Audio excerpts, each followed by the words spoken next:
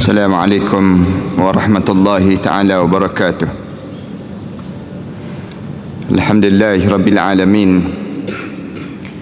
Wassalatu wassalamu ala ashrafil anbiya'i wal mursalin wa ala alihi wa sahbihi ajma'in. Subhanaka la ilma lana illa ma 'allamtana innaka antal alimul hakim. Rabbi shrah li sadri wa yassir li amri wahlul 'uqdatam min lisani yafqahu qawli. Rabbi yassir wa la tu'assir wa tammim bil khair. Qala Allah Ta'ala fi kitabil aziz ba'da a'udzu billahi minasy syaithanir rajim. Bismillahirrahmanirrahim. Ya ayyatuhan nafsul mutmainnah irji'i ila rabbiki radiyatan mardiyah fadkhuli fi ibadi wadkhuli jannati. Wahai jiwa-jiwa yang tenang, ya ayyatuhan nafsul mutmainnah irji'i ila rabbiki radiyatan mardiyah, pulanglah kamu kepada Tuhan kamu yang telah menyediakan satu tempat yang indah, yang penuh dengan keredaan, dan kamu pasti akan redha dengan apa yang ditentukan oleh Allah ini. Fadkhuli fi ibadi, masuklah kamu semua di kalangan hamba-hambaku. Wadkhuli jannati, dan kemuncaknya masuklah kamu semua ke dalam syurgaku. Surah Al-Fajr ayat yang ke-27 hingga ayat yang ke-30. Imam Ahliatan Kuasa Masjid, pimpinan-pimpinan di semua peringkat, muslimin dan muslimat sekalian, pertamanya marilah sama-sama kita mengaturkan rasa syukur yang tak terhingga kita kepada Allah di atas nikmat panjangnya umur kita ini, yang kita tahu bahawa tak adalah satu masa yang kita berada sekarang ini merupakan masa-masa yang kemuncak suasana manusia dimatikan oleh malaikat Allah. Di antara masa yang kita tak pernah sebelum daripada ini melalui masa sebegini, iaitu kita diuji oleh Allah dengan ujian yang disebut dengan ujian COVID yang sedang melanda di kalangan kita ini. Kita tahu yang mati saja dalam suasana yang berlaku ini hampir 2 juta orang yang dah mati. Yang jumlah ini akan sampai pada jumlah-jumlah yang jauh lebih besar lagi kalau mengikut kiraan ataupun mengikut bacaan yang disebut oleh WHO, yang dia menjangkakan bahawa 6 bulan yang akan datang nanti merupakan masa kemuncak kepada saat COVID ini. Dan kita pun tahu negara kita sekarang ni pun belum lagi dalam keadaan semakin reda, tetapi dia semakin naik dan semakin naik. Dulu payah kita nak dengar jumlah ribu-ribu ini, tapi sekarang akhir-akhir ni kita dengar jumlah yang ribu-ribu. Yang dalam kalau sekiranya kita tidak berbuat sesuatu, masyarakat kita tak ambil berat terhadap keadaan ini, boleh jadi satu ketika nanti kita akan mati semua, dimatikan oleh malaikat Allah juga kita, kalau kita tak ambil tindakan tertentu di kalangan kita ini. Yang menyebabkan kita tahu bahawa dengan jumlah yang seramai ini yang mati, kemudian dalam masa yang sama juga orang yang diuji yang kena saja dengan COVID ini lebih kurang 80 juta lebih yang kena. Tapi tuan-tuan perhati tak? Tuan-tuan sedar tak? Dalam jumlah-jumlah yang mati ini ataupun yang kena COVID ini, nama kita tak tersenarai dalam jumlah tersebut. Maknanya apa dia? Yang kalau kita kena rasa dalam hidup kita, kita kena rasa sedar pada diri kitanya. Kita perlu rasa syukur. Alhamdulillah, Allah masih lagi memberi kesempatan. Allah bagi lagi peluang pada kita. Untuk apa Allah bagi peluang pada kita sebegini? Dalam suasana kita saat yang sebegini ini, mengapa Allah masih lagi memberi peluang pada diri kita? Jawabnya, nak suruh kita ni, untuk kita ni membetulkan kembali jalan hidup. Supaya kita kena hidup kita, jangan hidup kita sebagaimana sebelum daripada ini. Kita tanya, apa benda yang berlaku sebelum daripada ini? Kalau kita nak kira, saya sendiri, saya kira malam ini merupakan malam yang kita boleh sebut sikit. Sebelum daripada ini, kalau kita katakan bahawa dia bukan hanya masalah pada virus yang sedang melanda itu saja, tidak. Tetapi ada benda yang kita tak ambil berat dalam hidup kita, yang menyebabkan timbul kemarahan dan kemurkaan Allah pada kita. Kita kena nampak, virus ini bukan hanya kita kena dengar maklumat daripada Kementerian Kesihatan saja, jangan. Tuan-tuan tahu bahawa yang sedang berlaku ini merupakan satu teguran Allah. Teguran yang Allah tegur kita dengan paling keras dan paling kasar. Allah tegur pada diri kita untuk kita sedar kembali. Kalau kita tak ambil berat terhadap teguran Allah ini, tak peliklah kalau suatu hari nanti Allah matikan kita kerana kedegilan kita. Kalaulah kita tak ambil berat terhadap teguran Allah ini. Yang kita tahu masa ni merupakan masa yang perlu kita ingat balik. Ingat dan kita betulkan balik jalan hidup kita ini. Bimbang-bimbang kalau kita biarkan jalan hidup kita ini salah dan kita berterusan dengan keadaan yang salah sebegini, Allah matikan kita semua. Lepas pada Allah matikan kita semua, Allah ganti umat yang lain pula. Yastabdil qauman ghairakum. Allah Subhanahu wa taala sebut demikian. Aku akan ganti umat yang lebih baik daripada apa yang ada pada saat ini. Yang ni yang berlaku, kita tahu dalam hidup kita ni. Jangan kita rasa selesa dan jangan kita rasa dah tak ada apa-apa pada diri kita. Benda apa yang sedang berlaku sekarang ini? Bahasa yang mudahnya ialah kita kehilangan keredaan Allah untuk kita. Allah sedang menunjukkan kemarahan dia. Marahnya kepada hamba ni. Punca apa Allah marah pada kita? Kalau kita tanya lagi. Kerana umat Muhammad ini merupakan umat yang dirahmati di sisi Allah. Dibandingkan dengan umat-umat terdahulu. Umat-umat terdahulu kalau mereka buat salah, Allah akan terus musnahkan mereka. Umat-umat dahulu, umat-umat kaum Ad, kaum Samud dan sebagainya. Tapi sampai pada umat Muhammad, Allah tak jadikan demikian. Rasulullah sallallahu alaihi wasallam sebut, umat aku ni umat yang dirahmati. Umat aku ni umat yang Allah sayangi. Allah tak jadikan macam umat dahulu. Umat dahulu kalau buat salah saja, Allah ranakkan terus. Tapi umat Nabi Muhammad sallallahu alaihi wasallam, Allah tak jadikan demikian. Allah tegur, Allah tegur, Allah tegur. Sehinggalah teguran-teguran Allah ini, yang Allah tegur pada kita, kita tak ambil berat. Di waktu itulah kemuncak Allah akan musnahkan kita. Walau nasya'u lamasakhnahum ala makanatihim. Dalam ayat Al-Quran Allah sebut demikian. Kalau aku nak, aku boleh musnahkan kamu semua. Walau nasya'u lamasakhnahum. Aku akan matikan kamu semua. Ala makanatihim. Di atas tempat yang kamu tinggal itu. Aku boleh buat.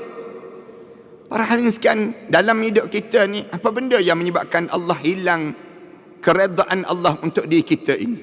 Yang kita tajuk, yang kita bincangkan malam ininya, saya diminta bercakap tentang mohonlah redha Allah pada diri kita ini.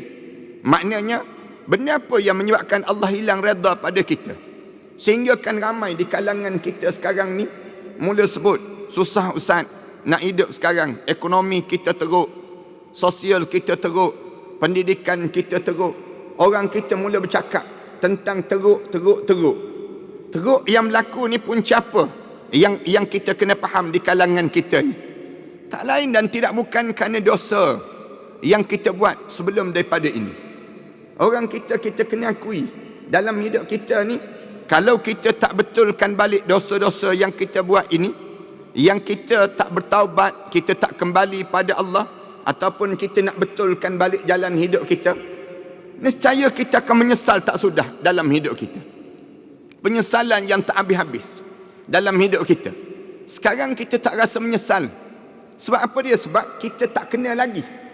Boleh jadi kita tak terasa lagi pada diri kita. Tapi bila kita akan betul-betul menyesal, dalam Al-Quran Karim Allah cerita pada kita banyak kali penyesalan demi penyesalan akan di hadapan kita ini.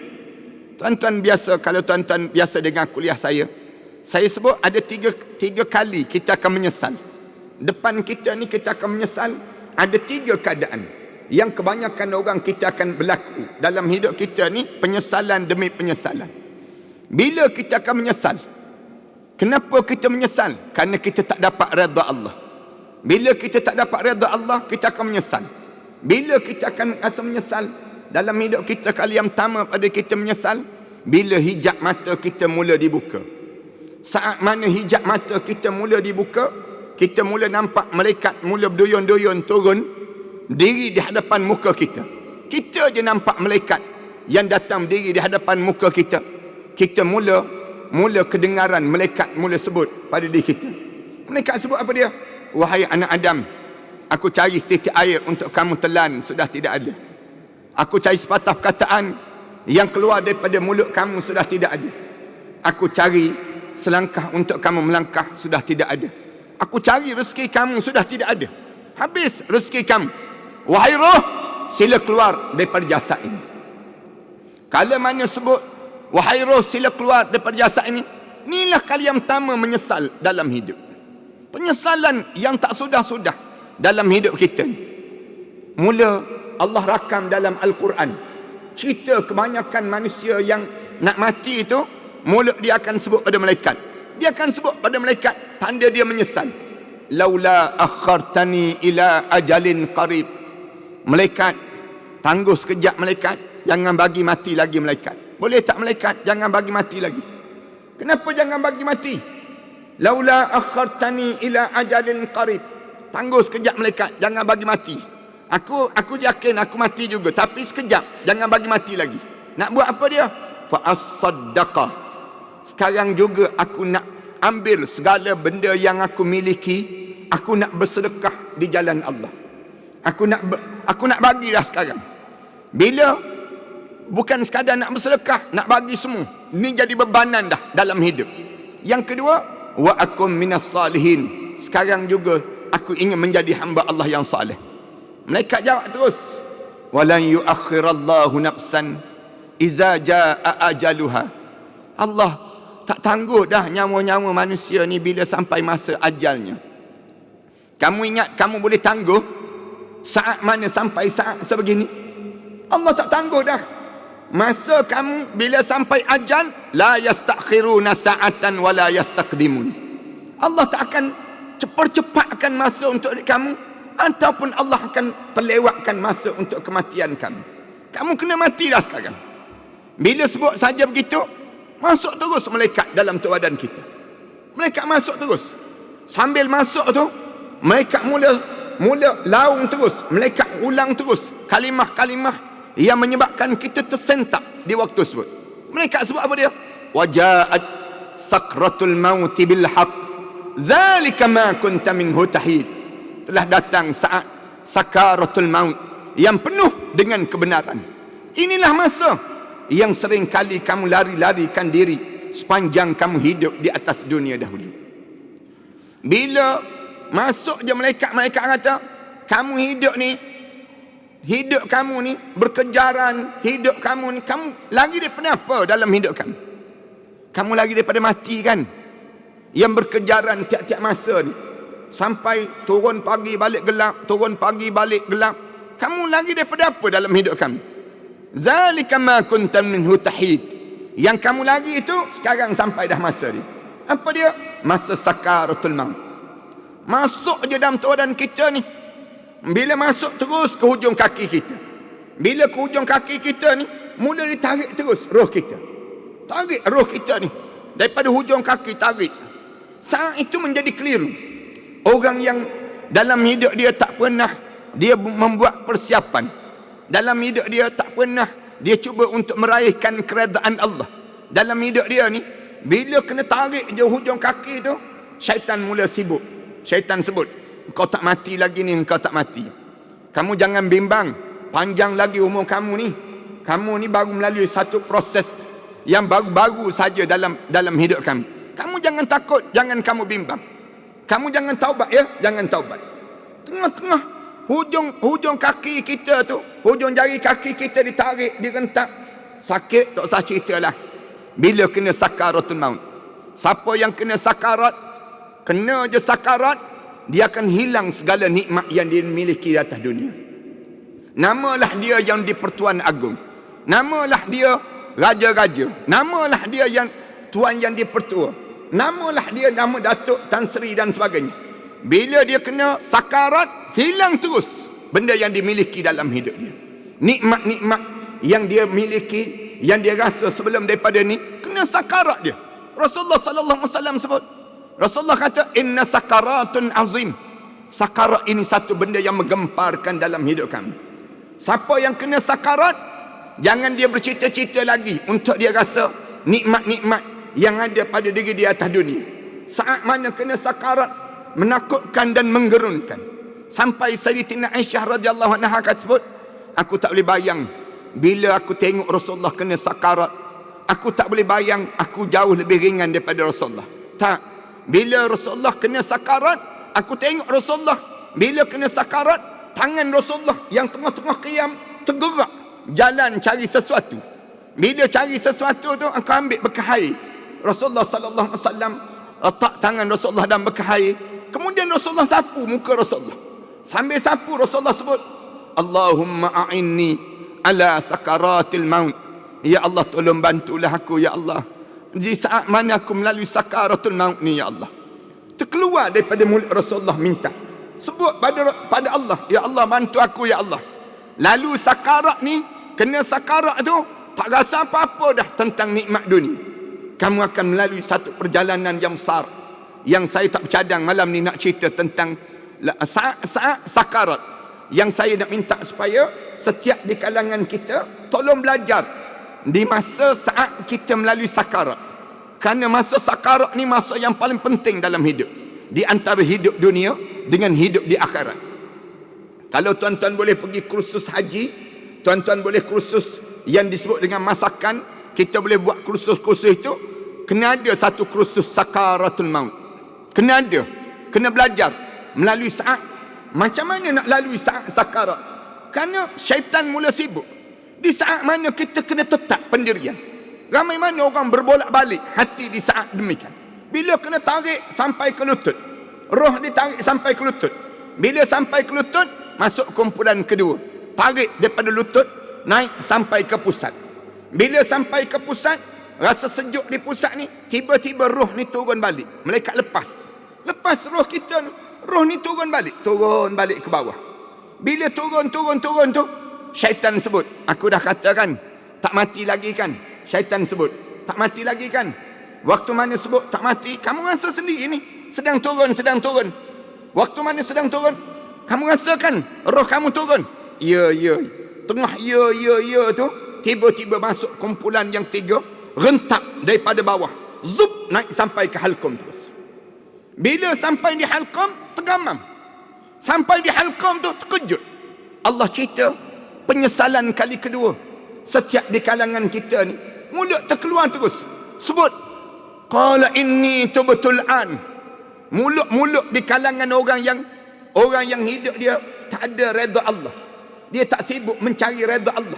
Dia hidup atas dunia, sibuk cari redha manusia, cari redha yang disebut dengan dunia dalam hidup dia. Dia sibuk cari demikian. Bila sampai di halqum je, mulut dia sebut terus, qala inni tubtul an. Aku taubat sekarang ya Allah. Bila sebut taubat tu, malaikat jawab terus, walaisatit taubatu lilladzina ya'maluna as-sayyi'at hatta iza hadara ahadahumul maut qala inni tubtul an.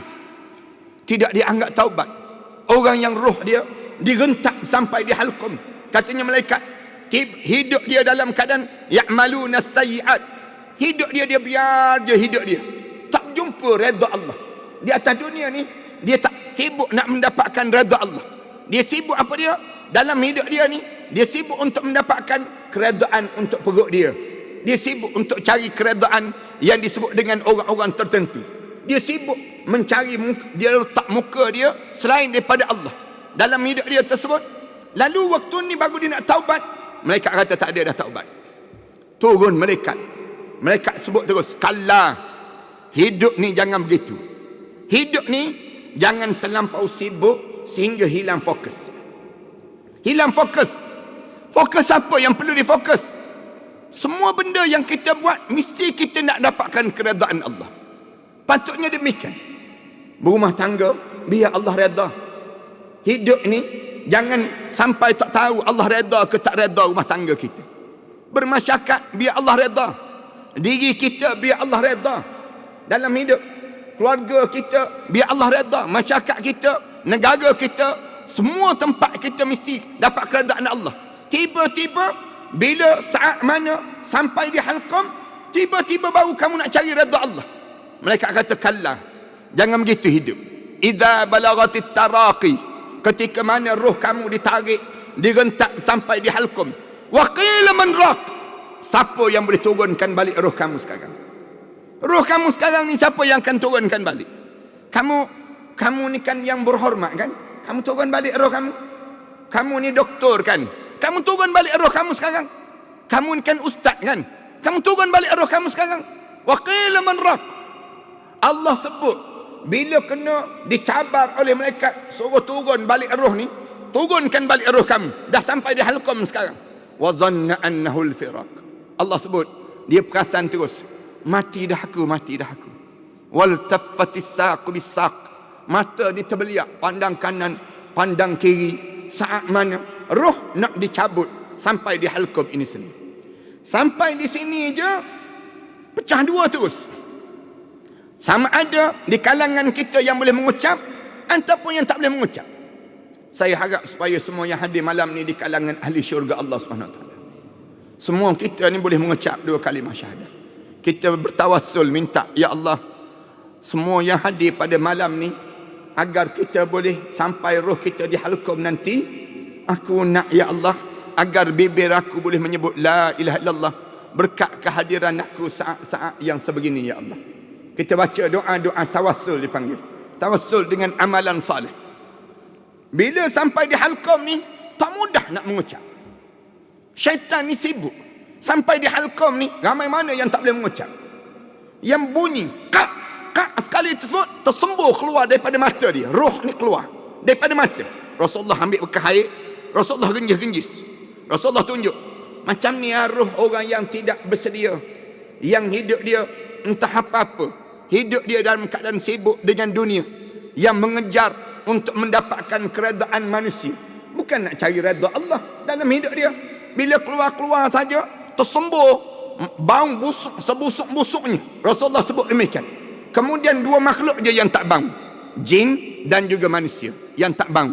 Yang lain tu semua bau. Cicak-cicak dalam rumah, kemudian ikan-ikan, kemudian kucing, segala makhluk-makhluk Allah yang dalam rumah kita, dinding-dinding kita, semua bau. Bau busuk ni masuk dalam bekas yang warna hitam. Bila masuk dalam bekas yang warna hitam tu, sambil masuk tu, Rasulullah kata ditepuk oleh malaikat. Malaikat tepuk dengan berjubah yang warna hitam tu, sambil malaikat mencela dan mencaci dia. Mampuslah roh ni hidup dalam keadaan jahat, mampus pun dalam keadaan jahat. Malaikat sebut demikian. Masuk dalam bekas warna hitam tu, naik terus. Penjaga langit yang pertama tanya terus, roh siapa ni? Roh siapa naik ni? Lalu dijawab, roh fulan bin fulan, fulanah binti fulan. Bila dengar je begitu, penjaga langit yang pertama sebut, roh ni bau busuk, datang dalam keadaan jahat, mampus pun dalam keadaan jahat. Malaikat katanya penjaga langit yang pertama, yang penjaga langit, jangan buka ruang pada dia, sehingga waktu mana naik ni, roh dia terawak-awak sampai peringkat nak tembus langit yang pertama tu sukar, yang kedua, yang ketiga, yang ketujuh, kedengaran di arasy Allah sebut, tentukan dia dalam neraka sijin. Na'udzubillah min dzalik. Sebut neraka sijin, turun terus roh ni, berdiri di hujung kepala masing-masing. Roh orang mukmin bila naik saja, penjaga langit yang pertama tanya terus, roh siapa kau ini? Lalu dia jawab, roh fulan bin fulan, fulanah binti fulan. Buka. Bagi ruang untuk dia naik. Naik. Sampai kedengaran di arasy Allah. Kedengaran di arasy Allah sebut, tentukan dia di kalangan ahli syurga Illiyin. Bila sebut syurga Illiyin, turun terus roh ni, berdiri di hujung kepala masing-masing. Mudah-mudahan kita semua insya-Allah kita dapat syurga Illiyin, kemuncak dalam hidup. Bila turun saja, nampak terus siapa yang datang nak mandikan jenazah kita. Kita rasa saat mana orang buka butang baju kita. Kita rasa saat mana orang usung jenazah kita, orang bawa jenazah kita, sampai bila orang nak mandi jenazah kita, kita sebut pada pemandi jenazah perlahan-lahan, sakit mati tadi belum habis lagi kita sebut. Kita sebut pada pemandi jenazah. Orang mandi jenazah tak pedulikan, mandi je jenazah kita. Kita boleh rasa siapa yang kapankan jenazah kita. Kita boleh tengok anak-anak kita buat apa dia, isteri kita buat apa dia, keluarga kita yang sedang lakukan apa dia. Nampak sorang-sorang. Orang usung jenazah kita, orang nak semayang jenazah kita. Kita boleh bilang berapa orang yang datang nak solatkan jenazah kita. Kita nampak orang usung jenazah kita. Bila keluar daripada rumah kita, kedengaran semua barang-barang dalam rumah kita ni sebut, selamat tinggal bos, saya bukan menjadi milik bos lagi hari ini. Berlepas diri masing-masing. Keluar je rumah kita, sampai ke kubur je, orang letak je jenazah kita dekat kubur. Berdiri terus dua orang malaikat muka dan nakir di hujung kaki kita, warna hitam kebiru-biruan. Orang angkat je jenazah kita, turun je dalam liang lahat. Bila turun saja dalam liang lahat tu, rasa terus pengalaman yang pertama. Orang angkat nak turun tu, poing terus, rasa terus pengalaman yang pertama yang disebut dengan himpitan kubur. Rasulullah sebut, semua umat aku kena himpitan kubur. Tak ada seorang pun yang boleh terlepas daripada himpitan kubur. Cuma ringan ataupun berat yang kena himpitan kubur. Rasulullah gambarkan di banyak kes yang berlaku zaman Rasulullah, depan mata Rasulullah. Anak Rasulullah, perempuan Ruqayyah dan juga Zainab, turun depan Rasulullah. Rasulullah bawa turun jenazah, mereka berdua, berubah wajah Rasulullah. Rasulullah bila berubah wajah Rasulullah, Rasulullah letak jenazah, Rasulullah bingkah bangun, Rasulullah ambil tanah, Rasulullah kepalkan tanah tadi, genggam kuat-kuat, Rasulullah baca, minha khalaqnakum. Rasulullah letak di bawah pipi anak perempuan Rasulullah. Kemudian ambil lagi tanah, wa fiha nu'idukum, kepada tanah kamu dikembalikan balik. Dibaca ayat tu, letak di tengah-tengah tangan anak perempuan dia. Kemudian diambil lagi genggam tanah, wa minha nukhrijukum taratan ukhra, daripada tanah juga kamu akan dikeluarkan suatu hari nanti. Letak di hujung kaki Rasulullah naik. Bila naik saja, sahabat-sahabat tanya Rasulullah, kenapa Rasulullah? Rasulullah kata, saat diturunkan jenazah anak perempuan aku tadi, aku nampak bagaimana anak perempuan aku kena himpitan kubur. Rasulullah sebut demikian. Himpitan kubur bukan azab kubur. Semua di kalangan kita kena. Cuma ringan ataupun bagaimana ringan ataupun berat je kena. Sahabat Rasulullah Sa'ad bin Mu'az radhiyallahu anhu disebut, bila turun jenazah Sa'ad bin Mu'az, kena himpitan kubur sekali. Poing sekali je kena. Menjadi halus selai rambut, katanya Rasulullah. Aku tengok Sa'ad bin Mu'az, jenazah dia menjadi halus selai rambut. Dia tanya pada Rasulullah, kenapa Sa'ad bin Mu'az kena ya Rasulullah? Kerana dia tak bersih air kencingnya. Tak bersih air kencing. Lalu ditanya kepada keluarga Sa'ad bin Mu'az, kenapa Sa'ad bin Mu'az kena himpitan kubur? Kerana dia tak, Rasulullah sebut pada kami, dia tak bersih air kencingnya. Digambarkan keadaan yang demikian. Turun saja, bila hadap je muka ke kiblat, menghadap muka ke kiblat, orang tutup liang lahat kita, bunyi tanah-tanah yang turun, bau tanah depan muka kita, kedengaran suara bawah telinga kita, mula dengar suara menyebut, selamat datang wahai hamba Allah, sekejap lagi kamu akan lihat bagaimana aku akan lakukan pada kamu wahai hamba Allah. Saat itu disebut gambaran kali yang 3 penyesalan datang. Menyesal datang. Kali yang ketiga, mulut masing-masing sebut pada malaikat. Qala rabbirji'un. Malaikat, bagilah peluang untuk kami kembali hidup di atas dunia. Malaikat, kamu bagi tahu pada Allah, kami nak hidup balik. Malaikat, ni kebanyakan mulut-mulut orang yang masuk dalam kubur, dia minta dengan malaikat, bagi tahu pada malaikat, malaikat, bagilah peluang sekejap nak hidup. Kenapa nak hidup? La'alli a'malu salihan fi ma tarak. Kalau saya boleh hidup balik, saya akan buat balik amalan soleh yang saya tertinggal waktu mana saya hidup dahulu. Malaikat jawab terus, kalla, jangan harap kamu boleh hidup. Jawab malaikat pada orang yang dah mati ni, masuk dalam kubur ni, kamu sebut pada dia, kalla, jangan sekali-kali kamu harap kamu akan hidup balik. Innaha kalimatun huwa qailuha. Mulut dia sebut, yang nak sebut, yang kamu sebut, nak hidup, nak hidup. Wa min waraihim barzakhun ila yaumi yub'asun. Sedangkan di belakang kamu, mulai saat ini, kamu akan mula melalui saat barzakh sampai kamu dibangkitkan balik di hadapan Allah nanti. Saya nak gambarkan pada tuan-tuan satu gambaran perjalanan ringkas kita depan sekejap lagi.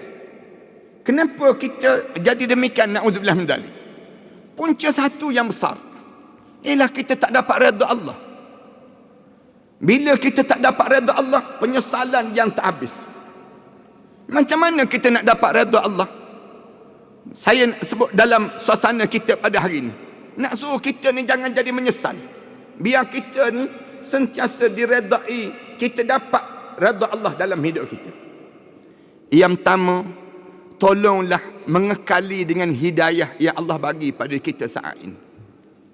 Tolonglah kekalkan, mengekalkan hidayah. Hidayah apa yang kita dapat saat ini? Hidayah iman dan juga Islam. Ni hidayah ni jangan berbolak-balik, tuan-tuan. Janganlah kita ni bila dekat nak meninggal dunia, tiba-tiba berubah kita tak yakin dengan Islam. Kekalkan hidayah iman dan Islam yang ada ni. Macam mana nak suruh kekal dalam diri kita? Sama ada belajar, jangan tak belajar. Yang kedua, nak mengekalkan hidayah ini macam mana? Ada orang tanya, macam mana nak mengekalkan hidayah? Duduk dengan orang soleh, sentiasa berkitar dengan orang soleh. Yang tiga, nak mengekali hidayah dalam hidup kita ni macam mana? Kita sentiasa baca doa. Doa yang diajar oleh Allah kepada kita. Doa apa dia? Ya muqallibal qulub, tsabbit qalbi ala dinika wa ala ta'atika, subhanaka inni kuntu minaz zalimin. Doa pada Allah, wahai Tuhan yang membolak-balikkan hati manusia. Hati aku ni ya Allah, kamu jangan bolak-balik ya Allah. Bahasa yang mudah, jangan jadi senang aku nak lompat parti ya Allah. Bahasa yang mudah, jangan sampai aku ni sekejap ke sana, sekejap ke sini. Entah apa-apa dalam hidup. Hidup kita ni biar kekal dengan Islam. Jangan tak yakin dengan Islam. Orang Islam tak yakin dengan Islam. Punca apa tak yakin dengan Islam? Punca kita nampak benda yang lain mengiurkan lagi dibandingkan dengan Islam. Yang ni yang bahaya dalam hidup kita. Jangan kita nampak nasionalis boleh menolong kita. Tuan-tuan jangan ingat sekularis boleh tolong kita. Tuan-tuan jangan percaya dengan sikap yang buat khianat pada orang Islam. Jangan kita yakin dalam hidup kita selain daripada Islam. Wala tamutunna illa wa antum muslimun. Jangan kamu biarkan diri kamu mati kecuali saat mana kamu mati, kamu benar-benar Islam dalam hidup kalian. Yang pertama ni kita minta supaya Allah kekalkan hidayah ni. Doa apa dia lagi doa? Allah ajar dalam Quran. Baca doa. Rabbana la tuzigh qulubana ba'da idh hadaitana wa hab lana min ladunka rahmah innaka antal wahhab. Ni doa ni baca dalam diri kita. Ulama-ulama ajar baca doa ni, minta dengan Allah. Jangan Allah tarik rentap. Wahai Tuhanku, jangan kamu rentap hidayah yang telah kamu bagi padaku ya Allah. Dalam hidup kita ni, cuba tuan-tuan tengok berapa ramai orang yang ditarik hidayah, berbolak-balik dalam hidup. Ramai mana orang yang dah dekat dengan tua dah. Umur dia dekat nak mati dah. Bercerai dengan isteri dia. Padahal masa dia tu dekat nak meninggal dunia dah. Tapi hati berbolak-balik lagi. Ramai mana orang yang dalam hidup dia berkawan begitu rapat. Dia rapat betul-betul. Tapi di kemuncak-kemuncak dalam hidup dia, putus hubungan silaturahim dalam hidup dia dengan jiran-jiran. Kenapa? Kerana jawabnya kerana hati dia sedang berbolak-balik.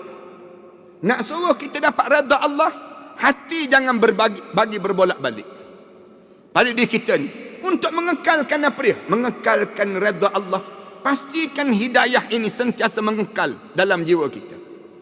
3, baca doa. Yang keempat, zikir jangan tinggal. Sentiasa berzikir dalam hidup kita ni. Dalam hidup kita supaya kita tak menyesal akan datang. Zikir ni jangan kita tinggal dalam hidup kita. Zikir apa dia? Zikir tiap-tiap pagi sebut raditu billahi rabba wa bil islami dina wa bi Muhammadin nabiyyan wa rasulah. Sebut kalimah ini. Zikir ni sentiasa kita ulang. Raditu billahi rabba wa bil islami dina wa bi Muhammadin nabiyyan wa rasulah. Sebanyak berapa kali? 7 kali sehari. Minta setiap pagi, setiap petang ulang zikir-zikir. Zikir apa lagi? Sayyidul istighfar. Zikir Sayyidul istighfar. Pada kita nak suruh kita ni sentiasa mengekali hidayah.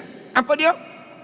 Allahumma anta rabbi la ilaha illa anta khalaqtani wa ana abduka wa ana ala ahdika wa wa'dika mastata'tu abu'u laka bi ni'matika alayya wa abu'u bi zambi faghfir li fa innahu la yaghfiru dzunuba illa anta. Malam ni saya minta supaya jemaah-jemaah malam ni balik nanti cari Sayyidul Istighfar. Cari Sayyidul Istighfar. Ni homework ya, homework ni panggil. Yang saya sebut ni, jangan balik malam ni, balik tidur terus. Cari balik Sayyidul Istighfar. Ulang dan ulang. Setiap hari tolong baca Sayyidul Istighfar. Nak suruh apa dia? Mengekali pada kita demikian. Mengekali apa dia? Hidayah Allah. Zikir akan menyebabkan mengekali hidayah Allah pada kita. Kemudian yang keenam, tolong banyakkan berselawat pada Rasulullah sallallahu alaihi wasallam. Bila nak suruh kekal hidayah pada yang Allah bagi pada kita ni, mulut kita sentiasa berselawat. Selawat ni sentiasa kita buat. Kerana satu amalan yang Allah Subhanahu wa taala turut serta dengan amalan yang kita lakukan di atas dunia ini ialah dengan berselawat pada Rasulullah sallallahu alaihi wasallam. Tak ada lagi amalan yang Allah Subhanahu wa taala suruh kita buat, kemudian dia sebut dia turut serta buat, kecuali apa dia? Selawat pada Rasulullah sallallahu alaihi wasallam. Selawat pada Rasulullah ni Allah sebut, innallaha wa malaikatahu yusalluna 'alan nabi ya ayyuhalladzina amanu sallu 'alaihi wa sallimu taslima. Ni Allah Subhanahu wa taala sebut, aku Allah, innallah, Allah guna nama dia sendiri. Innallah, sesungguhnya Allah, wa malaikatuh, dan juga para malaikatnya, yusalluna 'alan nabi, sentiasa berselawat ke atas nabi. Ya ayyuhalladzina amanu sallu 'alaihi wa sallimu taslima. Wahai orang yang beriman pada Allah, berselawat sepanjang masa dalam hidup kami. Dalam hidup kamu pada Nabi Muhammad sallallahu alaihi wasallam. Nak ajar pada diri kita bahawa Allah bila dia suruh kita solat, dia tak sebut aku turut solat. Allah bila Allah Subhanahu wa taala dia sebut tentang mengenai zakat, dia tak sebut aku turut mengeluarkan zakat. Allah bila dia suruh kita menunaikan haji, dia tak sebut aku turut menunaikan haji. Tapi bila Allah suruh kita berselawat, Allah sebut aku dan para malaikat turut berselawat.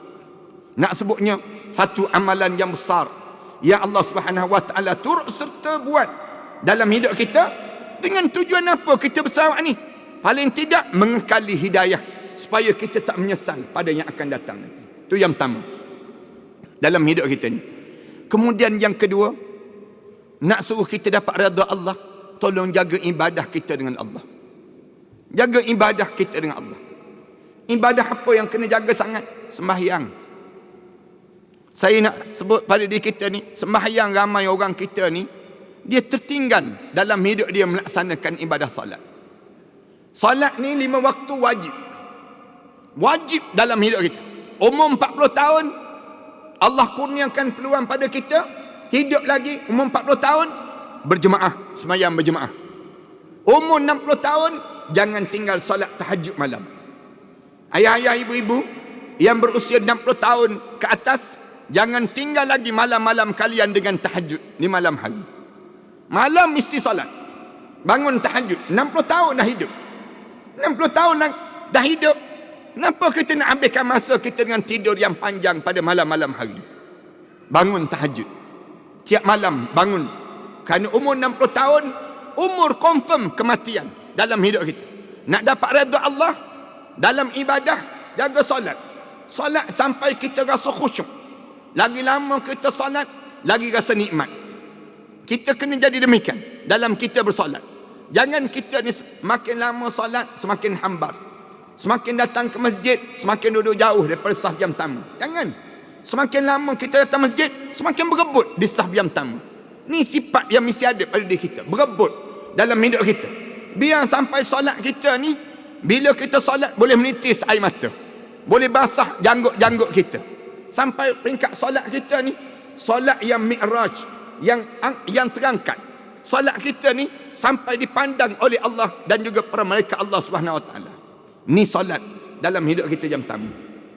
Yang kedua, baca Quran. Baca Quran dalam ibadah. Untuk dapat redha Allah, jangan sampai tak boleh baca Quran. Saya sering kali berpesan, dalam hidup ini, jangan sampai tak boleh baca Quran. Siapa yang tak boleh baca Quran, pastikan umur dia panjang-panjang dan tak mati-mati. Jangan mati. Siapa-siapa yang mati, di saat mana dia tak boleh baca Quran, dia masuk dalam kubur, confirm dia tak lepas menghadap depan Allah. Tak percaya, cuba try mati, tak percaya. Nak tahu lepas ke tak lepas. Tak boleh baca Quran je. Tuan-tuan kena berdebar sekarang. Tuan-tuan jangan berdebar kerana kena Covid. Tuan-tuan yang kena Covid tu berdebar tu cerita yang kedua. Tapi tuan-tuan berdebar kalau tuan-tuan tak boleh baca Quran. Siapa yang tak boleh baca Quran, baik dia berdebar sekarang.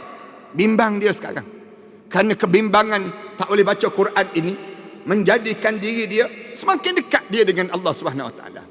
Paling-paling tidak dia berusaha dalam hidup dia membaca Al-Quran Karim. Kena cuba. Siapa yang tak boleh baca Quran, dia masuk dalam kubur, malaikat tanya terus dia. Quran boleh baca Quran? Tak boleh malaikat. Quran tak boleh baca. Kamu buat apa di atas dunia? Aku bagi umur kamu 30 tahun, Allah bagi umur kamu 40 tahun, 50 tahun, 60 tahun, 70 tahun, hidup gagak-gagak, tak boleh baca Quran. Kamu buat apa di atas dunia?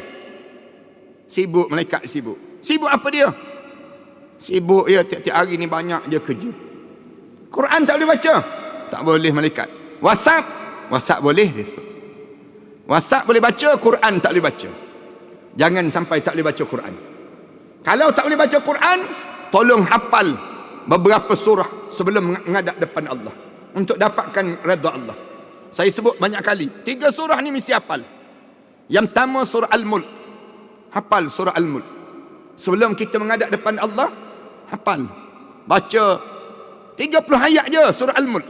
Rasulullah sebut, siapa yang baca surah Al-Mulk sebelum tidur setiap malam, dia tidur malam tersebut, kemudian dia meninggal dunia. Dia meninggal dunia kerana lepas pada dia baca surah Al-Mulk, dia masuk dalam kubur, tiada azab kubur dan tiada pertanyaan malaikat munkar dan nakir untuknya. Surah Al-Mulk ya. Surah Al-Mulk. Yang kedua, dah ingat surah Al-Mulk, sambung surah yang ketiga. Surah yang ketiga yang disebut dengan surah Al-Kahfi. Surah yang kedua, surah Al-Kahfi. Pada diri kita hafal surah Al-Kahfi. Tak panjang pun, 110 ayat je. Surah Al-Kahfi. Tak panjang pada diri kita untuk hafal. Ambil bermula daripada setiap hari satu ayat. Kita hanya memerlukan 4 bulan untuk nak ingat satu surah Al-Kahfi. Dalam hadis Rasulullah sebut, setiap roh yang orang yang rajin baca surah Al-Kahfi, dia akan masuk dalam bekas Al-Kahfi. Roh dia tu bila keluar, masuk dalam bekas Al-Kahfi, kemudian terangkat. Roh tu naik. Waktu mana naik, seluruh makhluk ni nampak surah Al-Kahfi yang diletakkan ruhnya di dalam surah Al-Kahfi tadi untuk diangkat menghadap di hadapan Allah. Berkilauan indah. Rasulullah sebut demikian. Dah ingat dah surah Al-Kahfi. Allah panjangkan lagi umur kita. Sambung surah yang 3 kita hafal. Surah yang 3, surah Al-Baqarah dipanggil demikian. Surah Al-Baqarah. Jangan buat terkejut jangan buat terkejut. Surah ni surah yang paling pendek dalam Quran dipanggil. Surah 286 ayat je. Hafal surah Al-Baqarah. Rasulullah sallallahu alaihi wasallam sebut, mana-mana rumah yang dibaca surah Al-Baqarah, nescaya syaitan tak akan masuk dalam rumah tersebut. Baru-baru ni kan riuh di kalangan kita rumah yang kena ketuk. Yang kena ketuk tu bunyi tung tung tung tung. Orang ketuk tengok tak ada siapa yang datang. Bagaimana cara nak buat demikian? Baca surah Al-Baqarah. Rasulullah ajar demikian. Rumah yang dibaca surah Al-Baqarah, nescaya syaitan tak akan berani berada dalam rumah yang dibaca surah Al-Baqarah. Takut syaitan. Bayangkan dalam dada kita ada surah Al-Baqarah. Ada berani syaitan nak ganggu kita saat mana kita nak menghadap di hadapan Allah? Syaitan tak berani nak ganggu orang yang ada surah Al-Baqarah dalam jiwa dia ni, yang dia mempunyai surah Al-Baqarah pada diri dia demikian. 2. Yang ketiga, kalau tak boleh juga. Ada yang jawab, Ustaz, saya baca Quran tak boleh Ustaz. Hafal lagi tak boleh. Kenapa tak boleh? Saya benak Ustaz. Kenapa benak? Saya makan semut banyak sangat dulu Ustaz. Bukan semut je, dengan kengga-kengga pun saya makan. Nak sebutnya benak sungguh dia. Tak boleh juga hafal. Saya cabar saya cabar. Yang tak boleh hafal, yang tak boleh baca, tolong salin balik Al-Quran. Sebuah Al-Quran mesti ditulis daripada jari-jari yang kita ada. Tulis balik. Salin balik Al-Quran. Cari buku-buku, salin balik Al-Quran Karim 30 juzuk. Biar cukup 30 juzuk, kita salin Al-Quran Karim. InsyaAllah Allah akan bagi kekuatan pada diri kita demikian. 2, dalam ibadah. Yang ketiga, untuk dapat redha Allah pada diri kita, tolong alih segala harta-harta kita yang ada atas dunia ini ke akhirat Allah sebelum kita masuk dalam kubur seorang-seorang. Tuan-tuan yang ada harta benda, tuan-tuan jangan simpan di atas dunia. Jangan simpan dalam akaun bank. Rugi tuan-tuan. Tuan-tuan jangan simpan di bawah bantal-bantal, jangan. Segala harta benda yang kita ada, sekarang kerja kita mengalihkan ke akhirat sebelum kita masuk dalam kubur seorang-seorang. Nikmat yang kita miliki, yang kita cari ni, kita cari untuk siapa? Cari untuk diri kita kan? Macam mana nak suruh Allah redha terhadap harta benda kita ni? Kita hantar ke akhirat. Macam mana cara nak hantar ke akhirat? Macam kita pergi ke Mekah. Para haniskan pergi ke Mekah, beli-beli barang banyak-banyak, tiba-tiba tak boleh bawa naik atas kapal terbang, berat timbangan. Nak buat macam mana? Kita post ke Malaysia. Kadang-kadang barang kita dah sampai di Malaysia. Kurma dah sampai, jubah dah sampai, tali tasbih dah sampai, semua dah sampai di Malaysia. Tuan berada kat Mekah lagi. Demikian juga harta benda kita. Harta benda yang kita cari, jangan simpan di dunia. Tolong hantar ke akhirat. Macam mana nak hantar ke akhirat? Kita derma, kita sedekah, kita infak, kita wakaf, kita apa dia? Kita hibah. Sebelum kita meninggal dunia ni, kita panggil anak-anak kita dahulu. Abah dah sampai dah umur 60 tahun. Mak kamu pun sama 60 tahun juga. Abah ada harta sikit, kita sebut pada anak-anak kita. Tanah ada 2, 3, 4 ekar, kenderaan ada, semua ada. Ni harta yang abah ada ni. Untuk kamu, kami bagikan. Bagi. Manakala rumah ni jangan siapa-siapa ambil. Dia sebut pada anak-anak kita. Jangan kamu berebut rumah ni, kenderaan tu, yang ni nak bawa ke mana? Nak bawa ke akhirat Allah. Macam mana cara? Datang jumpa pada AJK Masjid. Bagi tahu pada AJK Masjid, saya dan isteri saya kalau dah meninggal dunia 2 orang ni, rumah saya tu saya wakafkan untuk masjid. Saya wakafkan untuk masjid. Kereta saya tu pun saya wakaf untuk masjid. Sebut demikian pada AJK Masjid. Salin balik, buat perjanjian. Bila kita meninggal dunia, masuk je dalam kubur, jumpa balik rumah kita. Tak percaya, cuba try mati sekali lagi, tak percaya. Bagaimana jumpanya kita dengan harta yang telah kita sempat untuk kita menukar simpanan daripada dunia, kita hantar ke akhirat. Ni ramai mana orang kita ni, cari sampai hujung nyawa. Bila mati, masuk kubur seorang-seorang. Dia tertinggal harta atas dunia. Dia kena jawab terhadap harta benda dia. Orang berkelahi terhadap harta benda dia. Tak cerdik langsung dalam hidup. Orang tanya dia, cari harta untuk apa? Dia jawab, cari untuk bekalan hari tua, Ustaz. Siapa yang ajar? Kira beli SP, Ustaz, disebut. Kira beli SP ajar simpanan untuk hari tua, disebut demikian. Tak ada langsung. Islam dia ajar simpan untuk ke syurga. Kita cari ni untuk ke mana? Untuk ke syurga Allah. Macam mana cara? Ambil harta benda kita yang ada ni, tolong hantar sekarang. Kita hantar harta benda kita ni untuk dapat apa dia? Allah redha dengan kita. Ni ramai mana orang kita cari sampai hujung nyawa, dekat dengan tua dah, balik kampung buat rumah besar. Untuk apa rumah besar? Di waktu mana dia tua? Dia dah tua dah balik kampung buat siap dia rumah besar, beli kereta besar. Tak puas hati lagi nak masuk rumah baru ni, kahwin isteri besar pula dia. Masuk rumah baru seminggu je, meninggal dunia terus. Meninggal dunia dia. Dah kereta baru dapat pada isteri baru. Isteri baru pula habis je iddah, kahwin dengan suami baru. Suami baru pula petang-petang bawa kereta baru kita ni round kawasan kubur kita. Kita dalam kubur tengok macam-macam je kereta ni kita. Dia round saja tak apa juga, dia horn tu sakit hati. Bila dia horn tu, rasa nak jadi hantu maklimah balik ke rumah je rasanya. Jangan demikian dalam hidup. Biar jadi cerdik. Dalam hidup kita ni, barang yang kita nak guna pakai di atas dunia, ini bahagian dia. Barang yang kita tak nak pakai dah, hantar ke akhirat.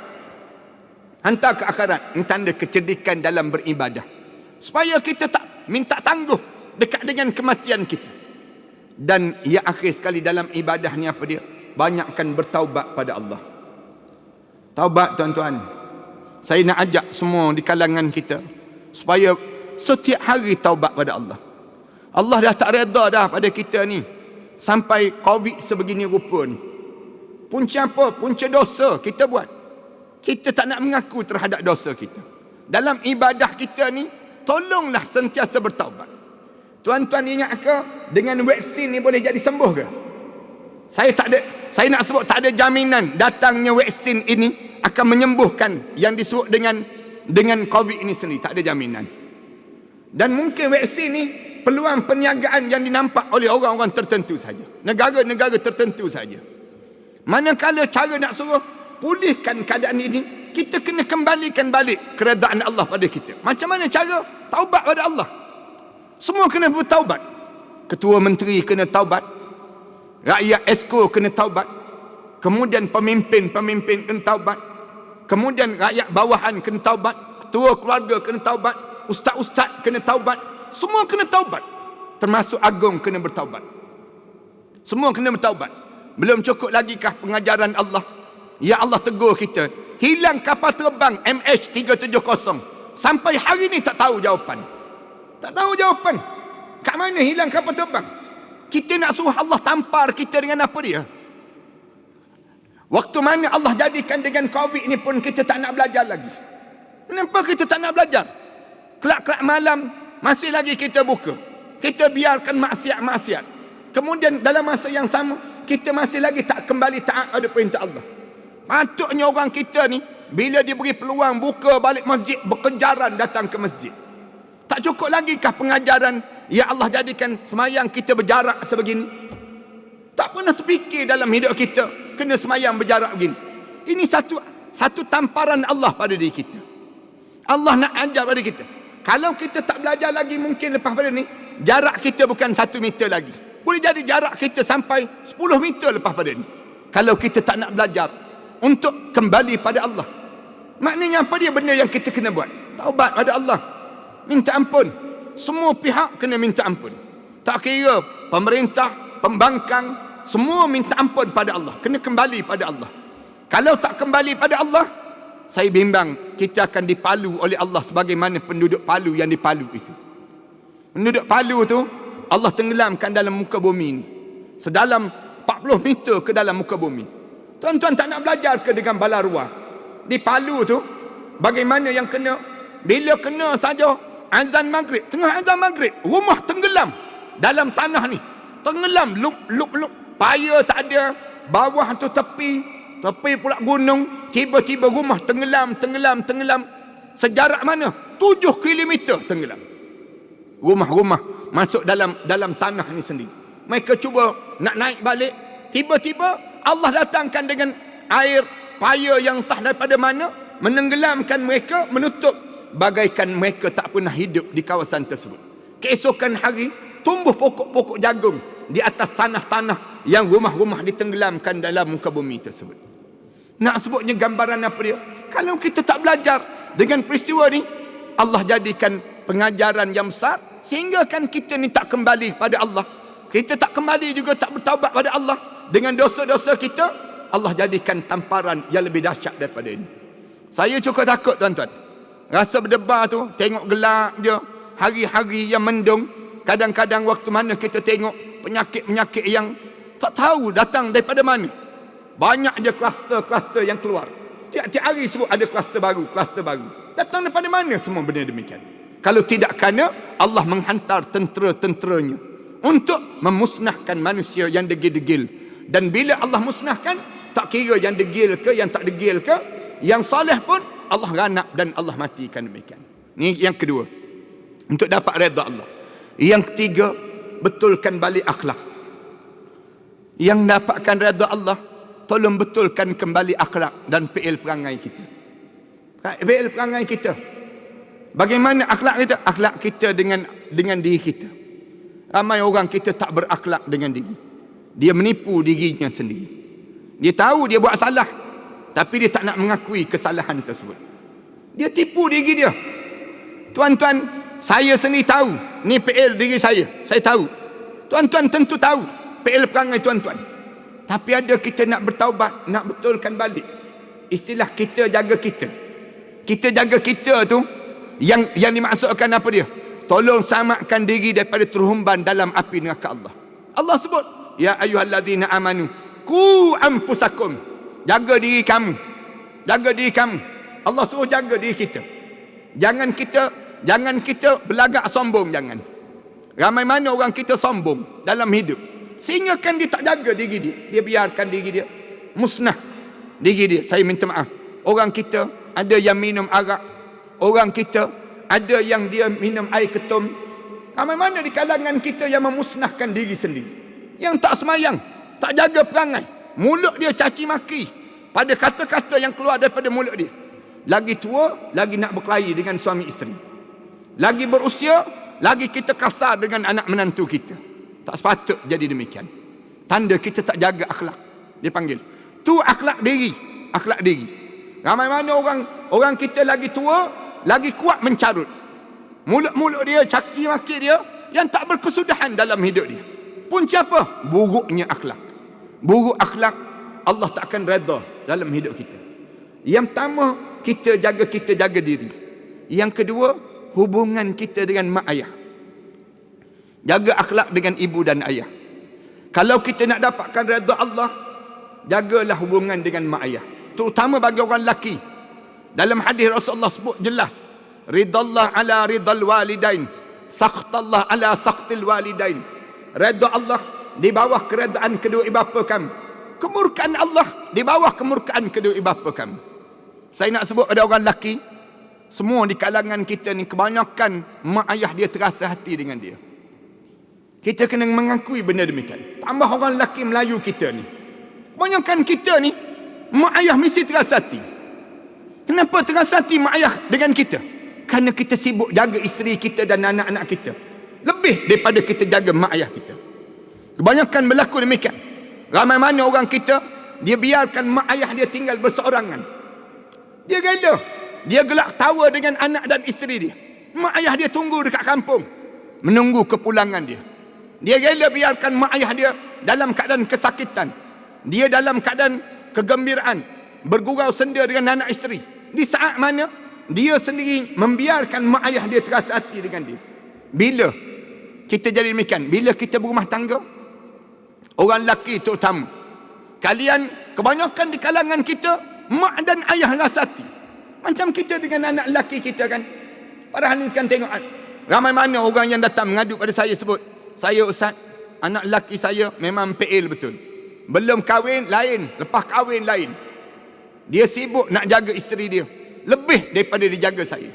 Menipu mak ayah. Anak lelaki, dia rela tipu mak ayah dia. Mak dia tanya dia, cuti tak balik ke? Tak boleh balik mak. Kenapa tak balik? Mak, saya ada kerja, saya tak dapat cuti. Padahal dia berjanji dengan isteri dia dan anak-anak dia nak pergi bercuti. Dia berjanji dengan mak. Lalu mak dia kata, kalau begitu tak apalah. Mak cadang nak buat kenduri, katanya mak. Mak nak buat kenduri, kalau kamu balik, naklah semelih-melih ayam, nak jugalah nak buat makan-makan untuk arwah ayah dan sebagainya. Tapi oleh kerana kamu tak boleh balik, tak apalah, mak tak buat lah. Tapi di masa cuti, dia pergi bercuti dengan isteri dia dan anak-anak dia. Pergi ke Wuhan pula tu. Rela dia pergi demikian. Pergi, isteri dia tak tahu, ambil gambar, post gambar dalam Facebook. Post gambar, ambil gambar dengan suami, dengan anak-anak dan sebagainya. Post dalam Instagram. Kebetulan mak mertua dia ada Instagram juga. Mak mertua dia tengok, pandang. Oh, anak lelaki aku pandai dah menipu aku sekarang. Dulu-dulu, belum dia kahwin dengan perempuan ini, dia tak pernah buat demikian. Semenjak dia kahwin dengan perempuan ini, berubah perangainya. Kenapa jadi berubah perangai? Saya nak minta maaf, saya nak sebut pada perempuan. Kalian orang perempuan, suami kalian berubah perangai kerana disebabkan tengkingan kalian di hadapan suami kalian. Orang perempuan, suami ni, orang lelaki ni kebanyakan berlaku, dia jadi jaga isteri ni kerana isteri dia sentiasa meninggikan suara di hadapannya. Semenjak hari pertama perkahwinan sampai hari ni tak berhenti lagi mengangkat suara depan suami. Kalian angkat suara depan suami, wahai orang perempuan. Kalian berbicara di hadapan suami kalian dengan bahasa yang kasar, mengguris hati suami kalian, hancur lebu amalan-amalan kalian. Puasalah sampai kuku kering macam mana pun. Solatlah sampai bengkak dahi-dahi sekalipun. Tapi bila kalian angkat suara je depan suami kalian, hancur lebu amalan-amalan kalian.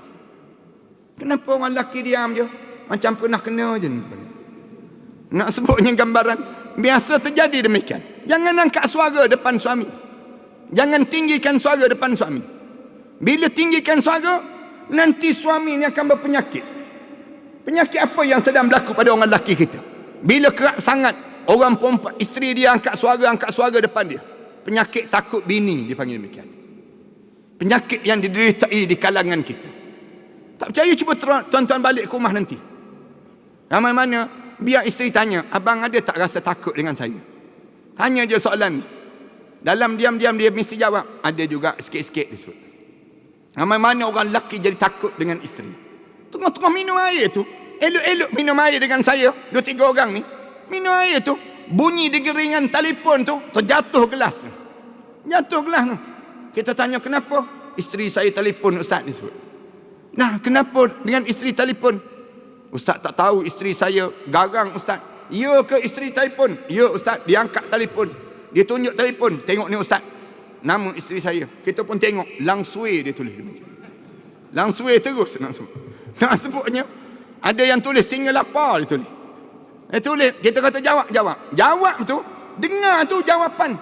Bila dia jawab je, dia Assalamualaikum tu, isteri dia tengking terus. Kat mana? Katanya isteri dia. Kat mana? Minum air, dia jawab demikian. Lembut je dia jawab. Minum air. Dengan siapa? Dengan Ustaz Ahmad Dasuki. Ustaz Ahmad Dasuki mana? Ustaz Ahmad Dasuki yang biasa cerita bab mati itulah dia sebut. Bila dia mati? Dia tanya soalan ni. Tak mati lagi, tengah minum air. Nak sebutnya tanya, lama lagi ke nak balik? Sikit lagi nak balik. Sikit lagi abang balik dia sebut. Abang balik sikit lagi. Tak, balik sekarang juga. Balik katanya isteri. Balik tu dia tekan terus telefon. Saya balik dulu ya ustaz dia sebut. Dia tu ustaz juga, takut juga bini dia panggil begitu. Nak gambarkan tentang bagaimana orang kita kena penyakit ini. Tuan-tuan, hilang akhlak. Jangan demikian. Saya nak pesan pada orang perempuan, banyakkan minta maaf dengan suami kalian. Kalian meninggal dunia, di saat mana suami kalian terasa hati dengan kalian, terguris perasaan dengan kalian, tak bau syurga untuk kalian. Tertutup pintu-pintu syurga untuk kalian. Nak sebutnya besar. Sebagaimana orang lelaki, kalian berkasar dengan mak ayah. Allah nak pesan dah. wala takul lahuma uffin wala tanharhuma wa qul lahuma qawlan karima. Jangan kamu sebut depan mak ayah kamu. Jangan kamu tengking mak ayah kamu. Wa qul lahuma qawlan karima. Bercakap dengan mak ayah ni lemah lembut. Jangan berkasar dengan depan mak ayah. Kalian berkasar depan mak ayah kalian terasa hati dengan kalian, tutup pintu syurga untuk kalian. Jangan harap kita masuk dalam kubur nanti kita berjumpa redha Allah, jumpa syurga Allah. Maknanya dalam hidup kita tolong jaga yang ni. Jaga apa dia? Akhlak kita. Dengan siapa lagi kena jaga? Tolong jaga dengan anak yatim. Anak yatim dan orang miskin. Tolonglah tuan-tuan. Ramai mana orang kita tak peduli pun anak yatim. Anak yatim sampai pergi rumah jaga anak-anak yatim. Tanda apa dia? Tanda orang kawasan tu tak jaga anak yatim. Tak sepatut demikian. Dahlah anak tu yatim, dia tinggal dengan mak dia. Bila dihantar ke rumah jaga anak-anak yatim, maknanya dia hilang dua kasih sayang. Dia hilang ayah dia, dia hilang ibu dia. Zaman Rasulullah tak ada rumah jaga anak-anak yatim, tuan-tuan. Zaman Rasulullah tak ada rumah jaga anak-anak yatim. Tuan-tuan cari dalam sejarah, dalam sirah, tak jumpa rumah jaga anak-anak yatim. Kenapa zaman kita ada rumah anak yatim? Kerana orang kita tak peduli anak yatim. Kalian tak baca ayat Quran, ara'aital ladzi yukadzibu biddin fadzalikal ladzi yad'ul yatim. Allah sebut, kamu tahu siapa pendusta-pendusta agama? Mereka yang tak peduli pada anak yatim. Anak yatim tu siapa? Anak yatim tu sepupu kamu je. Anak yatim tu anak saudara kamu je. Anak yatim tu bukan orang lain pun, jiran tetangga kamu je. Anak yatim tu siapa? Dia adik-beradik Rasulullah.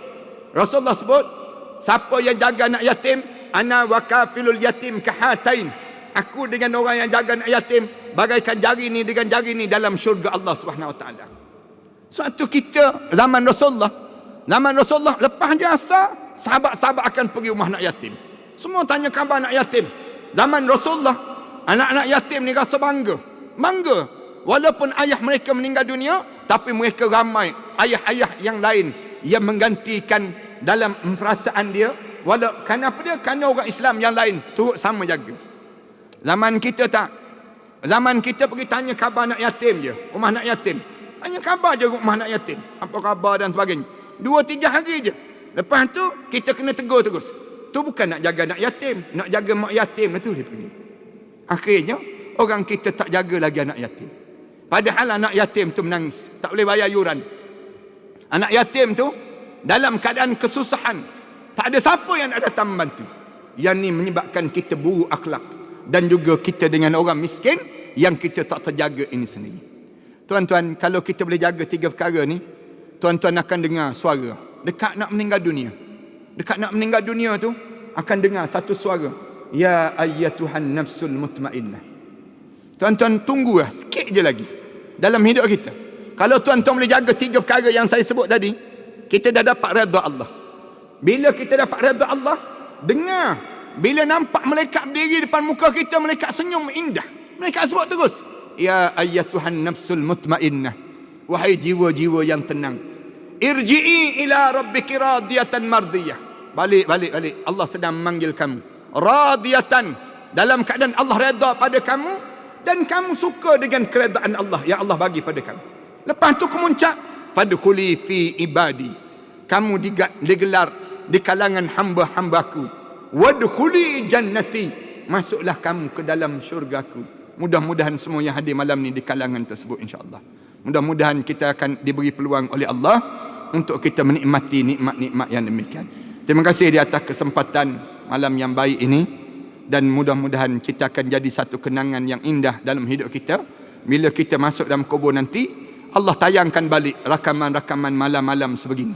Malam-malam yang kita hidup di atas dunia ini, Allah tayangkan balik. Kita salah seorang orang yang hadir di majlis ilmu. Tuan-tuan jangan jauh dengan Allah. Saat mana Allah membuka peluang pada tuan-tuan, sebelum daripada ni Allah tutup peluang kita datang masjid.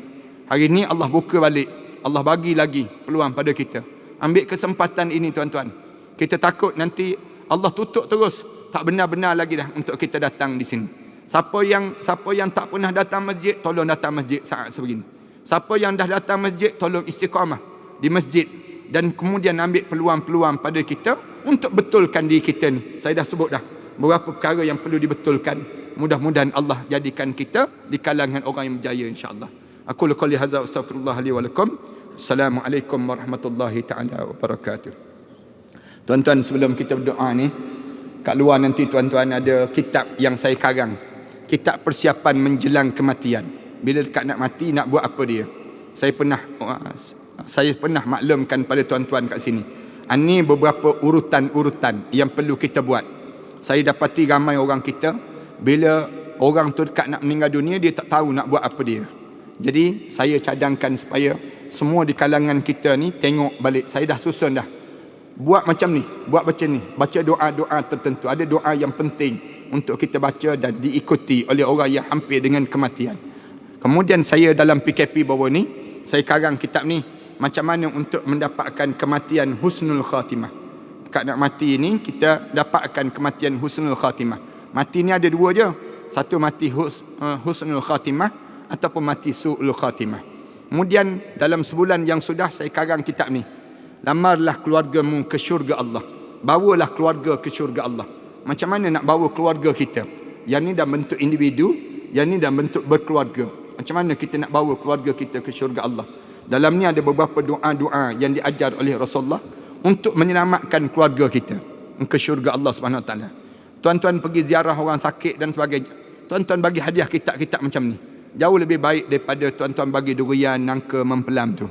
Tuan-tuan bagi kitab macam ni, dia tengok je nama tajuk kitab ni, dia fahamlah maknanya mati dah tu senang cerita. Nak sebut tak tergamak sangat, dia panggil demikian. Jadi kita bagi nasihat, biar orang kita ni meninggal dunia semua masuk dalam syurga Allah. Kita pun dapat peluang demikian juga. Pahala-pahala kita ni berpanjangan pada diri kita. Saya karang beberapa buah kitab. Antara kitab ni, hebatnya surah Al-Ahzab. Ni di antara siri-siri kitab yang saya karang dalam bentuk nak memudahkan orang kita ni. Surah ni surah yang wajib dipelajari oleh orang perempuan. Ada 3 surah orang perempuan wajib belajar sebelum kalian meninggal dunia. Satu, Sayyidina Umar sebut surah An-Nisa. Yang kedua surah An-Nur. Dan yang ketiga surah Al-Ahzab. 3 surah. Saya baru karang sebuah baru. Dan tuan-tuan boleh buat kuliah untuk muslimat dan sebagainya. Ataupun tuan-tuan boleh mengajar isteri dan anak-anak perempuan kita terhadap 3 surah. Orang lelaki 2 surah je. Sayyidina Umar sebut, sebelum kita meninggal dunia, belajar 2 surah. Yang pertama surah Al-Baqarah. Dan yang kedua surah Al-Imran. 2 surah je orang lelaki. Orang lelaki 2 surah ni pun terlentang dah dia. Nak habis 2 surah tersebut. Nak gambarkan pada kita. Saya karang kitab ni lah. Syurga Ganjaran Terindah. Ini di antara kitab-kitab yang saya karang. Kemudian saya kumpulkan koleksi doa-doa dalam Al-Quran Karim. Dalam Al-Quran Karim saya namakan kitab Ud'uni. Kamu semua berdoalah padaku. Allah Subhanahu Wa Taala sebut, Ud'uni astajib lakum. Kamu semua berdoalah padaku, nescaya aku akan perkenankan doa kamu. Saya kumpulkan doa-doa mengikut surah. Surah Ghafir. Di sana dia ada doa yang Allah ajar. Doa waktu mana kita, para malaikat terhadap hamba Allah yang soleh. Malaikat doa untuk orang yang soleh. Kita, mudah-mudahan kita. Kemudian doa untuk memohon agar beroleh pertolongan daripada Allah. Allah sebut ayat-ayat dalam Al-Quran Karim ni. Cuba kita susun dan kita hafal balik. Saya karang kitab ni tuan-tuan kerana saya bangunkan Ma'had Tahfiz. Di belakang saya ni ada lebih kurang 5 buah sekolah tahfiz, 1 college yang saya bangunkan. Saya ambil anak-anak yatim, saya tanggung mereka menghafal Quran. Orang miskin, seramai lebih kurang 1000 lebih pelajar yang menghafal Quran. Saya bangunkan di Shah Alam, saya bangunkan di Kelantan, saya bangunkan di Jelantuk Pahang, saya bangunkan di Kuala Terengganu. Dan di Kuala Terengganu tu, bila ada seorang hamba Allah wakafkan tanah dia seluas 8,5 ekar untuk saya bangunkan Ma'had Tahfiz. Dan yang saya bangunkan di Pulau Langkawi. Di Pulau Langkawi ni pun ada lagi sebuah di antara Gunung Mak Cincang dengan Gunung Raya. Saya bangunkan Ma'had Tahfiz di situ. Saya ambil anak-anak yatim dan orang miskin, kita tanggung mereka menghafal Quran. Kalau tuan-tuan nak tanggung mereka ni, tuan-tuan boleh berhubung dengan pegawai-pegawai ni. Tuan-tuan infak untuk setahun mereka menghafal Quran. Seorang sebanyak lebih kurang RM3,500 seorang. Untuk mereka, kita biayai mereka belajar tersebut. Alhamdulillah, setakat ni pada tahun lepas saja dekat dengan 100 orang lebih yang telah habis 30 juzuk Al-Quran. Anak-anak yatim ini, Allah bagi kelebihan pada mereka tersebut, hafalan-hafalan, daya ingatan yang kuat. Di samping saya tolong di selatan Thailand, di mana bapa mereka tembak mati, saya ambil anak-anak tersebut. Asalnya 22 orang je pelajar. Sekarang ada lebih kurang 600 lebih pelajar yang menghafal Quran ini sendiri. Alhamdulillah, setiap bulan saya hantar dana sebanyak lebih kurang 30,000, 40,000 ringgit sebulan bagi membiayai mereka ini. Macam mana cara saya buat? Saya suruh mereka bela lebah. Lebah tersebut hasilkan madu. Madu tu mereka letak depan mereka. Mereka bangun tahajud malam-malam. Mereka berdoa pada Allah. Mereka hantar ke Shah Alam. Saya gunakan madu ni untuk perubatan Islam. Orang yang kena sihir, saya kata minum air madu. Siapa yang, sahabat saya, Ustaz Zuhdi baru-baru ni, dia kena COVID, dia minum air madu. Setiap hari dia minum. Alhamdulillah, seminggu lebih, Alhamdulillah, jadi positif balik pada diri dia. Kembali balik dalam keadaan sembuh daripada yang disebut dengan COVID ini sendiri. Nak sebutnya gambaran bagaimana pemulihan berlaku dengan madu. Saya pernah kena batu karang, saya minum air madu, keluar batu karang tersebut. Betul lah dalam hadis Rasulullah sebut, alaikum bil asal. Biasakan hidup kamu dengan makan madu. Kata Rasulullah. Makan madu, satu amalan yang diajar oleh Rasulullah sallallahu alaihi wasallam. Kalau tuan-tuan tak boleh juga, tuan-tuan tolong pakai ambil ni lah pamphlet sekolah saya ni. Saya sedang bangunkan masjid di Pulau Langkawi, di kawasan sekolah tu. Kawasan sekolah ni, saya memerlukan lebih kurang 1 juta lagi untuk nak siapkan masjid ni. Saya dah bangunkan separuh dah, lebih kurang 1 juta dah habis. Kemudian perlu lebih kurang 1 juta lagi untuk nak siapkan masjid yang memuatkan lebih kurang 400 lebih pelajar yang belajar ini sendiri. Mudah-mudahan Allah jadikan kekuatan pada kita lah. Manalah tahu malam ni ada seorang yang nak bagi 1 juta, selesailah masalah malam ni. Mudah-mudahan demikian pada diri kita lah. Tuan-tuan boleh terus ambil pamphlet ni. Tuan-tuan pergi ke mana-mana bank, berdiri depan mesin bank tu, semayang sunat istikharah dulu sekarang situ. Nak infak ke tak infak, nak derma ke tak derma. Niat untuk arwah ayah, arwah mak. Moga-moga sampai pahala ni untuk mereka tersebut insya-Allah. Bismillahirrahmanirrahim. Alhamdulillahirabbil alamin. Wassalatu wassalamu ala asyrafil anbiya'i wal mursalin wa ala alihi wa sahbihi ajma'in. Allahumma ighfir dhunubana wa liwalidina warhamhuma kama rabbayna shaghira wa li jami'il muslimina wal muslimat wal mu'minina wal mu'minat al ahya'i minhum wal amwat. Allahumma innaka ta'lamu anna hadhil qulub qad ijtama'at ala mahabbatik wal taqat ala ta'atik wa tawahhadat ala da'watik wa ta'ahadat ala nusrati syari'atik.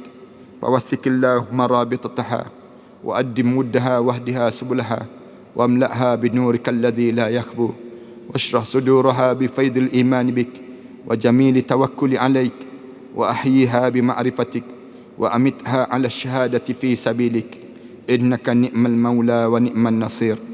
Ya Allah, ya Tuhan kami, saat mana kami menadah tangan ini, ya Allah, bumi ini sedang dirundung dengan ujian yang berat ini, ya Allah. Ujian COVID-19 ini, ya Allah, satu ujian membebankan di kalangan kami, ya Allah.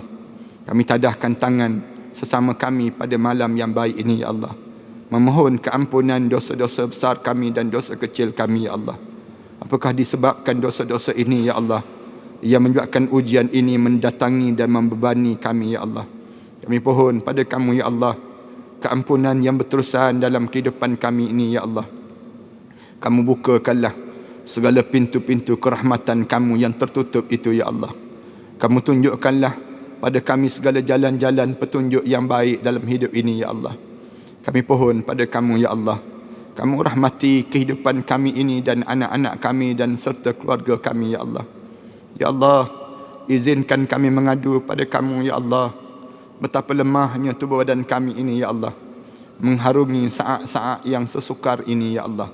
Kami tadahkan tangan ini, ya Allah, agar kamu selamatkan kami, ya Allah, daripada bala-bala yang mendatangi saat ini, ya Allah. Kami pohon pada kamu, ya Allah, agar kamu tunjukkanlah jalan penyelesaian yang terbaik dalam kehidupan kami ini, ya Allah. Kamu anugerahkan pada kami, ya Allah, pemimpin-pemimpin yang saleh, ya Allah, yang boleh membimbing kami sampai ke syurga kamu, ya Allah. Kamu damaikanlah ke rumah tangga yang ada di kalangan kami ini, ya Allah. Kamu sinarilah kebahagiaan dan ketakwaan dalam rumah tangga kami ini, ya Allah.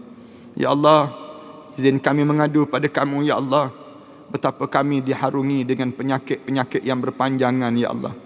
Malam ini kami tadahkan tangan ini, ya Allah, mengharapkan agar kamu jadikan saat mana tadahan doa sesama kami ini, ya Allah, penyembuh kepada penyakit yang kami sedang deritai ini, ya Allah. Ada di kalangan kami, ya Allah, sedang dililit hutang piutang yang banyak, ya Allah.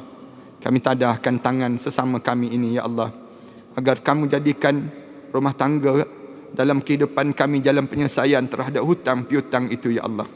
Ada saat mana kami menadah tangan ini, ya Allah, kehidupan kekeluargaan sesama kami ini ada yang sedang berantakan, ya Allah. Kamu damaikanlah, ya Allah, rumah tangga bagi mereka yang setiap mereka yang hadir di majlis ilmu ini, ya Allah, dan mereka yang mengaminkan doa ini, ya Allah. Izinkan bibir kami menyebut la ilaha illallah Muhammadur Rasulullah di akhir perjalanan hidup kami nanti, ya Allah. Saat terbujur kaku jenazah kami nanti, ya Allah, kamu ampunkanlah dosa kami, ya Allah. Saat mana dimandikan jenazah kami nanti, ya Allah, kamu gugurkanlah dosa kami dengan guguran air yang merenjis tu badan kami itu, ya Allah. Saat mana dikapankan jenazah kami nanti, ya Allah, kamu putihkanlah amalan kami, ya Allah, lebih putih daripada kain kapan yang balut jasad kami itu, ya Allah. Saat mana kami diusung untuk disolatkan nanti, ya Allah, kamu pilihlah anak kami yang paling saleh, ya Allah, yang akan mengimamkan solat jenazah kami nanti, ya Allah, yang akan mengusung jenazah kami nanti, ya Allah, yang akan membawa kami untuk sampai ke liang lahat nanti, ya Allah. Di kala mana diturunkan jenazah kami ke barzah nanti, ya Allah, lemah lembutlah malaikat kamu itu kepada kami, ya Allah. Kami pohon agar dijadikan kubur kami di antara taman-taman syurga, ya Allah. Kamu wangikanlah kubur kami, ya Allah, dengan wangian raihan yang datang daripada syurga kamu, ya Allah. Ya Allah, di malam tama kami di barzah nanti, ya Allah, kamu ketemukanlah kami dengan arwah ayah kami, ya Allah, arwah datuk nenek moyang kami yang telah meninggal dunia sebelum daripada kami di Illiyin, ya Allah. Saat sebegini, ya Allah, kerinduan itu seringkali bertandang dalam hidup kami, ya Allah. Rindu saat kami membesar di atas dukungan arwah ayah kami dahulu, ya Allah. Rindu saat kami tertidur di atas ribaannya dahulu, ya Allah. Rindu, ya Allah, saat tangannya menyuap-nyuap ke bibir-bibir kami dahulu, ya Allah.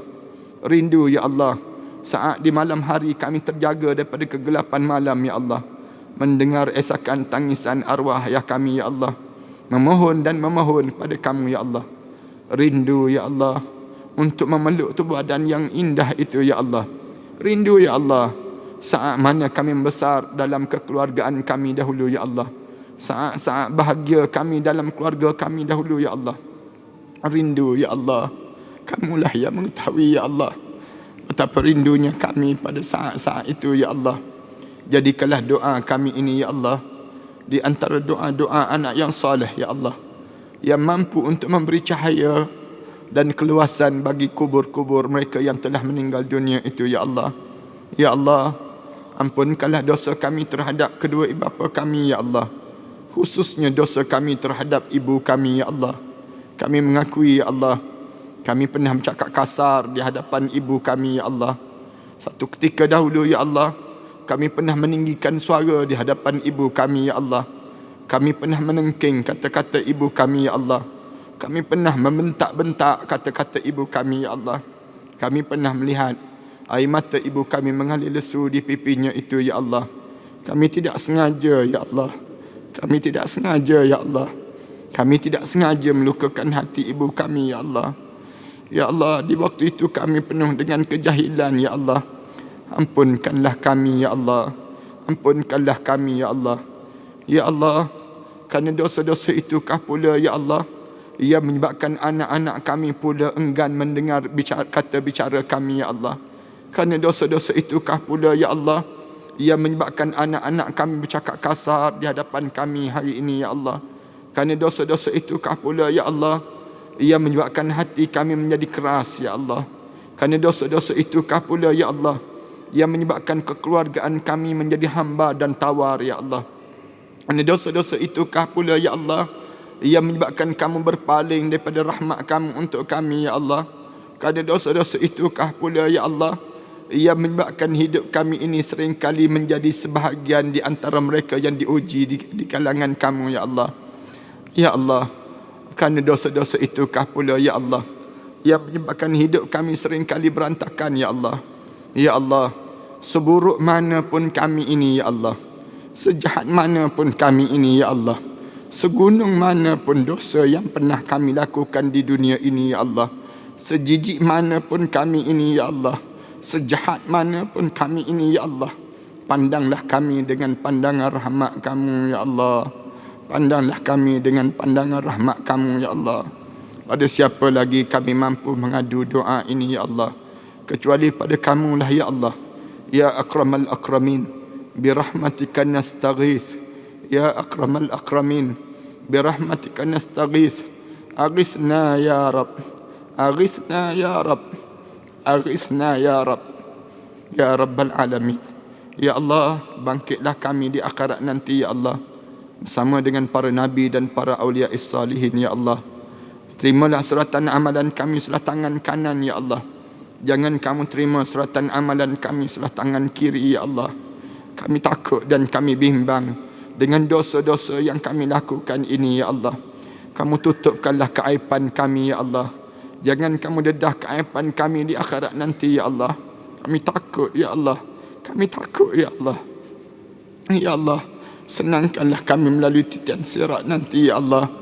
Masukkanlah kami ke dalam syurga Firdaus kamu, ya Allah, bersama dengan para nabi dan para awliya salihin, bersama dengan pasangan hidup kami, ya Allah, anak-anak kami, ya Allah, jiran tetangga kami, ya Allah, dan bagi mereka yang mengaminkan doa ini, ya Allah, izinkan kami bersimpuh di sisi Nabi kami Muhammad sallallahu alaihi wasallam sambil mencium jari jemarinya, ya Allah, mengucup dahinya, ya Allah, memeluk tubuh badan yang indah itu, ya Allah. Izinkan kami, ya Allah, izinkan kepala kami diletakkan di atas ribaan Nabi kami Muhammad sallallahu alaihi wasallam sambil kami melihat wajah kamu di dalam syurga nanti, ya Allah. Rabbana alaika tawakkalna wa ilaika anabna wa ilaikal masir. Rabbana ja'alna muqimas salah wa min dhurriyyatina rabbana wa taqabbal du'a. Rabbana atina fid dunya hasanah وفي الآخرة حسنة وقنا عذاب النار وصلى الله على محمد وعلى آله وصحبه وسلم والحمد لله رب العالمين.